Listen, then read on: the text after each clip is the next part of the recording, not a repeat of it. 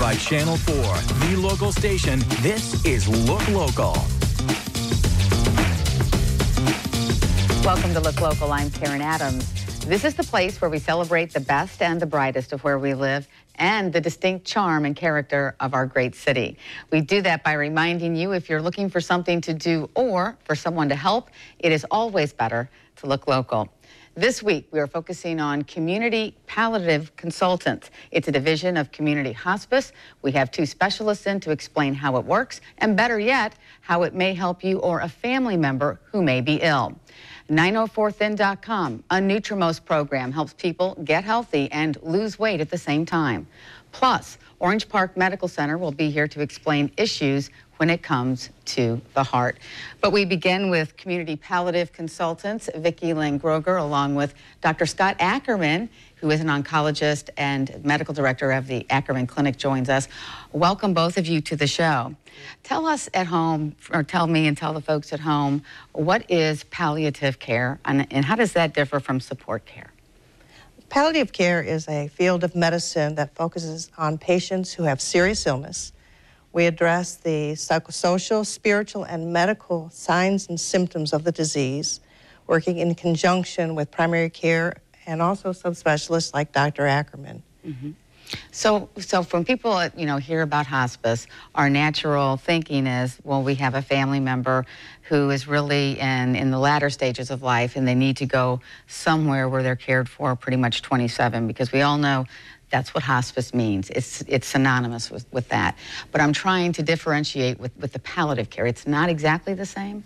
Correct. Palliative care is about making patients comfortable, enhancing their quality of life when they're facing a serious illness. Not necessarily a time of their life where they're dying, but a serious illness where they're going to be getting very intense treatment.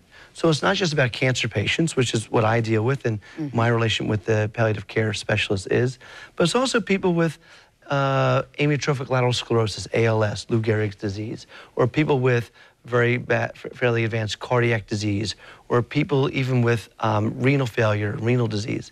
People who have serious diseases who may be getting serious and intense treatment will be uncomfortable because of that treatment, and palliative care makes them comfortable, enhances their quality of life, enhances their dignity.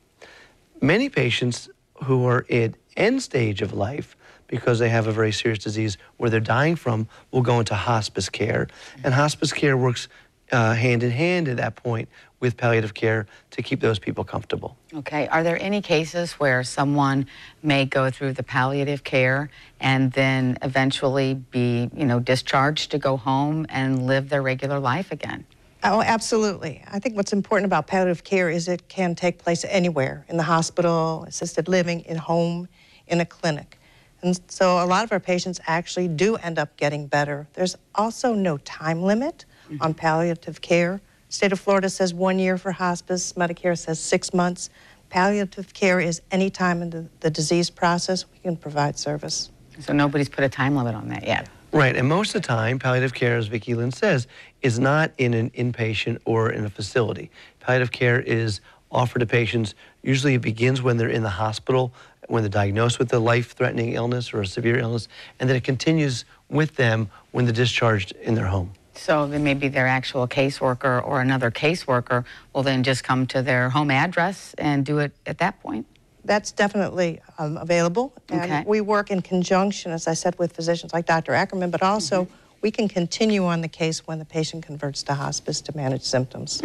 And I guess this all comes back to really being help the caregiver at home or the spouse that's undergoing a lot of stress trying to do all of these things on their own, because this can be a lot of stress, especially if people are elderly or they're seniors. I find for my patients, whether there's hospice care or palliative care, that care that's given is really as beneficial, if not more beneficial, for the family members. It helps the family members understand, and who are not necessarily family members, but the caregivers. The caregivers could be family members, they could be neighbors, they could be friends from church, whatever. These caregivers are thrown into a position to care for someone who has a serious illness, who's very uncomfortable, and their struggle with how to deal with that, how to cope with that, and how to make the person they love and care for feel better and feel comfortable.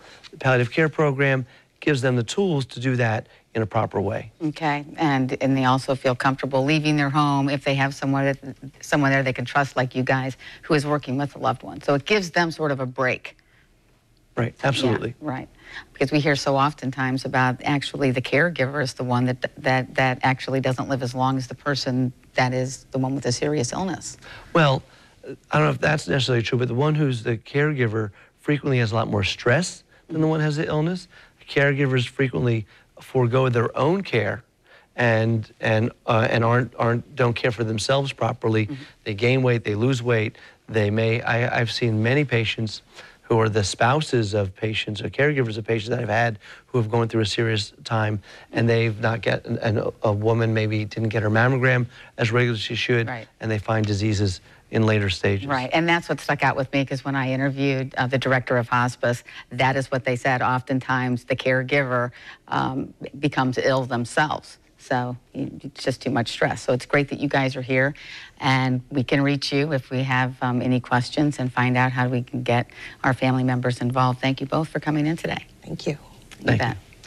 Coming up next, losing weight is one thing, but keeping it off is quite another. You're going to hear from a doctor as well as his patient, and they're going to tell us how that program works. Plus, the Jacksonville Armada will be taking on the Tampa Bay Rowdies this Saturday. If you want tickets, just log on to armadafc.com.